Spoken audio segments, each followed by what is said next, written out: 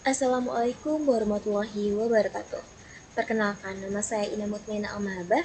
Di sini saya dari kelompok 3 dan saya akan menjelaskan kembali mengenai hubungan industrial Pancasila. Oke, baiklah, sebelum kita mulai saya akan memberitahu terlebih dahulu apa sih itu hubungan industrial. Jadi, hubungan industrial itu sendiri adalah suatu sistem hubungan yang terbentuk antara para pelaku dalam proses produksi barang ataupun jasa yang meliputi pengusaha dan juga para pemerintah. Selanjutnya itu ada Pancasila. Jadi Pancasila itu sendiri adalah dasar negara dan juga ideologi Indonesia yang menjadi acuan dalam pembangunan dan juga kehidupan berbangsa dan juga bernegara. Jadi hubungan industrial Pancasila itu adalah hubungan industrial yang didasarkan atas nilai-nilai yang merupakan manifestasi dari keseluruhan sila-sila Pancasila, dari sila pertama sampai sila kelima, dan juga Undang-Undang Dasar 1945, dan yang tumbuh serta berkembang di atas kepribadian bangsa dan kebudayaan nasional Indonesia. Nah, itu terdapat di dalam Undang-Undang Republik Indonesia Nomor 25 Tahun 1997 tentang Ketenagakerjaan. Dan bisa dilihat dari pasal 27 ayat 2 yang berbunyi, tiap-tiap warga negara berhak atas pekerjaan dan penghidupan yang layak bagi kemanusiaan. Nah, contohnya itu seperti pekerja dengan gaji UMR, kemudian jaminan kesehatan atau BPJS, kemudian mendapatkan cuti dan juga mendapatkan jam kerja yang wajar. Setelah kita mengetahui definisi dan lain sebagainya, di sini saya akan membahas mengenai tujuan hubungan industrial Pancasila. Nah, yang pertama itu adalah memfasilitasi tercapainya harapan rakyat Indonesia, terutama tercapainya kemajuan sosial dan ekonomi yang merata. Karena seperti yang kita ketahui bahwasannya di Indonesia itu masih tinggi sekali kesenjangan sosial dan ekonominya. Contohnya itu seperti banyaknya pekerja informal, buruh harian lepas, dan juga pekerja kontrak yang belum terlindungi. Kemudian, pendapatan di kota besar dan daerah terpencil sangat jauh berbeda. Gak usah jauh-jauh, mungkin kita bisa lihat di sekitar lingkungan kita saja. Adanya ketimpangan sosial antara orang kaya dan juga orang miskin. Kemudian contoh lainnya adalah praktik kerja yang tidak manusiawi itu masih ada loh. Contohnya seperti buruh pabrik upah di bawah UMR, mendapatkan gaji di bawah UMR, kemudian lembur yang tidak dibayar, kemudian PKH secara sepihak. Yang kedua, itu terlibatnya dalam pelaksanaan sistem global yang didasarkan pada nilai-nilai kebebasan, ketentraman abadi, dan perlakuan yang adil bagi semua individu dalam masyarakat. Nah, maksud dari ketentraman abadi di sini adalah hubungan kerjanya itu harmonis dan juga langgeng antara pekerja, pengusaha, dan juga pemerintah. Kemudian mendapatkan rasa aman dan juga kepastian hukum bagi para pekerja dan juga pengusaha. Kemudian yang ketiga, itu ada mengembangkan lingkungan yang ditandai oleh kedamaian, ketentraman, keteraturan, dan juga ketenangan. Yang keempat itu ada meningkatkan tingkat produktivitas dan produksi tenaga kerja. Kemudian yang kelima itu meningkatkan kesejahteraan dan juga keterampilan para anggota tim yang sejalan dengan harkat dan juga martabat nilai-nilai kemanusiaan. Oke. Baiklah, selanjutnya saya akan membahas mengenai landasan hubungan industrial Pancasila. Jadi, landasan hubungan industrial Pancasila itu ada 7. Yang pertama itu adalah landasan ideal atau landasan Pancasila. Jadi, landasan Pancasila ini bermakna seperti segala hubungan antara pekerja, pengusaha, dan juga pemerintah itu harus mencerminkan nilai-nilai Pancasila. Contohnya seperti dalam negosiasi upah, kemudian digunakan musyawarah, bukan dengan paksaan. Kemudian yang kedua itu ada landasan konstitusional. Itu terdapat dalam Undang-Undang 1945. Nah, contohnya pada pasal 27 ayat 2 Undang-Undang 1945 menyatakan bahwa setiap warga negara berhak atas pekerjaan dan penghidupan yang layak. Contohnya seperti negara wajib memastikan adanya lapangan kerja dan juga gaji yang layak untuk para masyarakat seluruh Indonesia. Kemudian yang ketiga itu landasan hukum, itu peraturan perundang-undangan. Jadi maknanya itu aturan resmi yang mengatur hubungan kerja seperti Undang-Undang Nomor 13 Tahun 2003 tentang Ketenagakerjaan. Baiklah, yang keempat itu ada landasan operasional atau kebijaksanaan pemerintahan. Jadi, pemerintah itu membuat program, regulasi, dan juga pengawasan teknis agar hubungan kerjanya itu berjalan dengan baik. Contohnya itu seperti program kartu prakerja, kemudian pelatihan vokasi, dan juga pengawasan tenaga kerja, dan masih banyak lagi. Yang kelima, itu adalah landasan struktural dan operasional. Itu terdapat dalam ketetapan MPR nomor 2 tahun 1978. Di sini tuh tujuannya itu untuk memperkuat nilai-nilai Pancasila di semua sektor kehidupan, termasuk hubungan kerja, agar sesuai dengan kepribadian bangsa. Contohnya itu dalam perusahaan, nilai gotong royong dan kekeluargaan itu harus tetap selalu terjaga. Baiklah, yang keenam itu ada landasan garis besar haluan negara atau GBHN.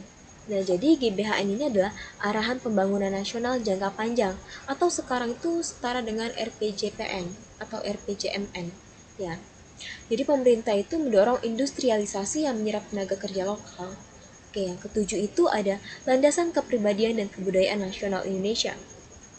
Contohnya itu di perusahaan nih, hubungan antara atasan dan bawahan itu tidak kaku seperti di negara Eropa atau negara barat lainnya, tapi lebih bersifat kekeluargaan karena kita menjunjung tinggi Bhinneka Tunggal Ika. Nah, dari ketujuh landasan ini memastikan bahwa hubungan kerja di Indonesia berbasis nilai-nilai leluhur, diatur oleh hukum, didukung oleh kebijakan, dan bertujuan untuk mencapai keadilan sosial bagi seluruh rakyat Indonesia atau bagi semua pihak. Baiklah, tadi kita sudah membahas mengenai landasan. Sekarang saya akan membahas mengenai sarana dalam penerapan hubungan industrial Pancasila. Itu ada 8 sarana yang akan saya jelaskan. Yang pertama itu adalah serikat pekerja atau serikat buruh. Itu dibentuk oleh, dari, dan juga untuk pekerja secara demokratis. Itu berfungsi untuk menyalurkan aspirasi, melindungi kepentingan, dan juga meningkatkan kesejahteraan para anggota pekerja ataupun anggota buruh. Kemudian, kalian tahu gak sih arti dari demokratis di dalam serikat pekerja ini? Jadi demokratis itu artinya serikat pekerja yang dibentuk dan juga dijalankan secara terbuka, adil, dan juga berdasarkan suara mayoritas anggota. Itu juga tidak ada paksaan, tidak ada otoriter, dan semua anggota punya hak yang sama dalam menentukan arah organisasi dan juga dalam mengutarakan pendapatnya. Kemudian yang kedua itu ada organisasi pengusaha. Itu dibentuk oleh, dari, dan juga untuk para pengusaha dengan tujuan. Itu ada 4 tujuan, yaitu yang pertama ada melindungi kepentingan pengusaha, menyalurkan aspirasi pengusaha, mewakili pengusaha dalam hubungan industrial, dan yang terakhir itu mendorong terciptanya iklim usaha yang sehat dan juga adil. Baiklah, yang ketiga itu ada lembaga kerjasama bipartit. Nah, arti dari bipartit ini adalah lembaga kerjasama antara dua pihak. Oke, ini adalah forum komunikasi antara pekerja dan juga perusahaan, dan juga berperan dalam mencegah dan menyelesaikan masalah secara musyawarah, serta meningkatkan produktivitas dan partisipasi pekerja. Nah, yang keempat itu ada lembaga kerjasama tripartit. Dari namanya saja kita sudah tidak heran dong. Tripartit berarti ada 3 pihak yang dilibatkan di dalam lembaga kerjasama ini, yaitu forum konsultasi melibatkan pemerintah, pengusaha, dan juga para pekerja. Nah, dan juga bertujuan untuk merumuskan kebijakan ketenagakerjaan yang adil dan juga inklusif. Yang kelima itu ada peraturan perusahaan. Nah, dokumen di dalam peraturan perusahaan ini memuat aturan internal perusahaan mengenai hak dan juga kewajiban pekerja serta pengusaha. Nah, yang keenam itu ada perjanjian kerjasama atau PKB. Nah, contoh dari PKB ini nanti akan saya bahas di studi kasus ya. Nah, jadi PKB ini kesepakatan tertulis nih antara serikat pekerja dan juga pengusaha, memuat syarat-syarat kerja, hak dan juga kewajiban kedua belah pihak. Yang ketujuh itu ada peraturan perundang-undangan ketenagakerjaan. Itu kumpulan regulasi yang mengatur hubungan kerja, perlindungan hak pekerja, serta kewajiban pengusaha. Itu tercantum di dalam Undang-Undang Nomor 13 Tahun 2003. Yang kedelapan itu ada Lembaga Penyelesaian Perselisihan Hubungan Industrial atau biasa kita kenal dengan PPHI. Oke, jadi PPHI ini adalah institusi yang berwenang dalam menyelesaikan perselisihan antara pekerja dan juga pengusaha melalui mediasi, konsiliasi, dan juga berfungsi untuk menjaga keharmonisasian hubungan kerja. Contoh perselisihan yang ditangani oleh PPHI ini adalah pekerja yang di PKH sepihak tanpa mendapatkan pesangon. Kemudian upah yang tidak dibayarkan sesuai dengan kesepakatan. Setelah itu perusahaan tidak memberikan hak cuti kepada para pekerjanya. Kemudian terakhir ada serikat buruh menolak kebijakan perusahaan yang merugikan para pekerja. Nah, setelah itu ada juga loh kendala-kendala dalam penerapan hubungan industrial Pancasila ini. Pertama itu ada adu argumen antara pekerja dan juga pengusaha. Yang kedua itu ada pemerintah kurang netral. terhadap apapun yang terjadi, kemudian pengawasan hak karyawan itu lemah, kemudian sistem kerja kontrak dan PHK itu tidak adil, terakhir itu ada hukum lebih mengutamakan kekuasaan. Itu juga sering terjadi di negara Indonesia ini. Dan bagaimana cara kita menanganinya itu ada dalam hubungan industrial Pancasila ini. Oleh karena itu kita harus melakukan implementasi hubungan industrial Pancasila. Jadi implementasi hubungan industrial Pancasila dalam sistem ketenagakerjaan itu adalah buruh atau pekerja merupakan penopang masyarakat karena peranannya sangat penting dan juga menentukan.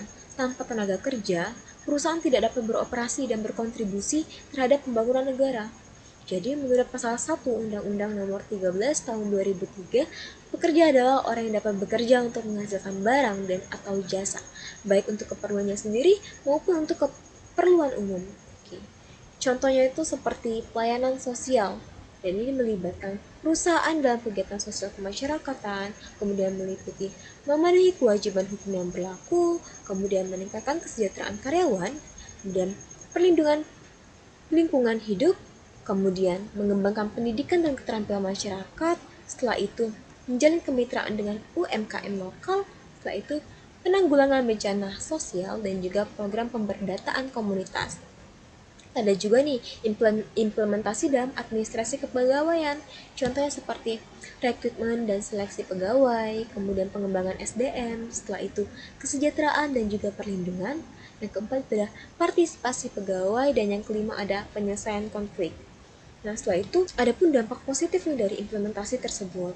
Yang pertama itu seperti meningkatkan kesejahteraan pegawai, kemudian menciptakan hubungan kerja yang harmonis, setelah itu meningkatkan produktivitas dan juga loyalitas pegawai, yang terakhir itu menekankan angka perselisihan ketenagakerjaan. Oke, tadi kita sudah membahas mengenai implementasi hubungan industrial Pancasila. Nah, di sini saya akan memberikan satu contoh studi kasus dari penerapan hubungan industrial Pancasila. Itu ada di PT Pertamina Persero. Itu tepatnya pada tanggal 19 Mei 2025 di PT Persero dan Federasi Serikat Pekerja Pertamina Bersatu. Itu menandatangani perjanjian atau FSPPB, kerja bersama PKB yang ke-8 untuk periode 2025 sampai dengan 2027. Acara ini juga disaksikan langsung oleh Menteri Ketenagakerjaan Yasir Lim. Sini saya akan menjelaskan kronologi lebih detailnya lagi. Oke, yang pertama itu berawal dari PT Persero yang telah lama menjalin hubungan kerja dengan serikat pekerjanya, yaitu Federasi Serikat Pekerja Pertamina Bersatu atau FSPPB. Sebelumnya sudah ada 8 perjanjian kerja bersama PKB yang telah dilakukan sejak bertahun-tahun lalu. PKB yang pertama itu dimulai sejak tahun 2003 sampai dengan tahun 2005. Begitupun seterusnya sampai dengan sekarang. Nah, kemudian pada PKB yang ke-8 itu periode sebelumnya itu mendekati masa akhir 2022 sampai juga dengan 2025 sehingga perlu perundingan baru untuk masa kerja berikutnya. Nah, perundingan PKB yang ke-9 itu pun dimulai. Nah, FSPPB dan juga pihak manajemen Pertamina mulai merundingkan isi PKB yang ke-9 ini.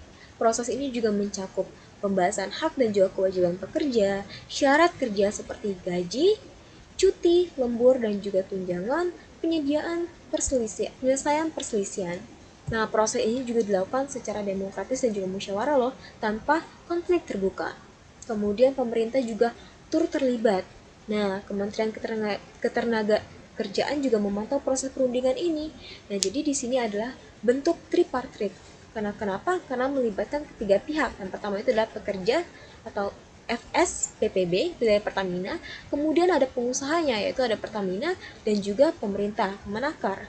Nah, setelah itu barulah penandatanganan PKB yang ke-9, tepatnya pada tanggal 19 Mei 2025. Akhirnya PKB 9 resmi ditandatangani oleh kedua belah pihak dan juga disaksikan langsung oleh Menteri Ketenagakerjaan Republik Indonesia, Yasir Lim. Setelah itu, adapun isi pokok dari PKB yang ke-9 ini disepakati oleh semua pihak dengan kenaikan kesejahteraan pegawai, jaminan perlindungan kerja, mekanisme dialog dan juga penyelesaian masalah, itu semua disusun berdasarkan prinsip keadilan dan juga kemanusiaan sesuai dengan nilai-nilai Pancasila. Yang ketujuh itu ada dampak dari PKB yang ke-9. Ini yang sudah terjadi ya.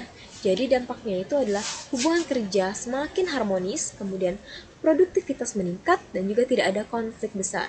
Nah, di sini Pertamina menjadi contoh nasional penerapan hubungan industrial Pancasila yang sehat dan juga ideal.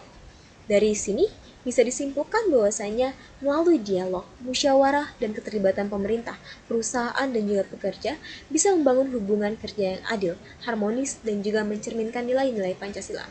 Mungkin sekian presentasi dan juga penjelasan yang bisa saya jelaskan dan saya sampaikan. Saya ucapkan terima kasih. Apabila ada salah kata, saya mohon maaf. Pada Allah saya mohon ampun. Wabillahi taufiq wal hidayah. Wassalamualaikum warahmatullahi wabarakatuh.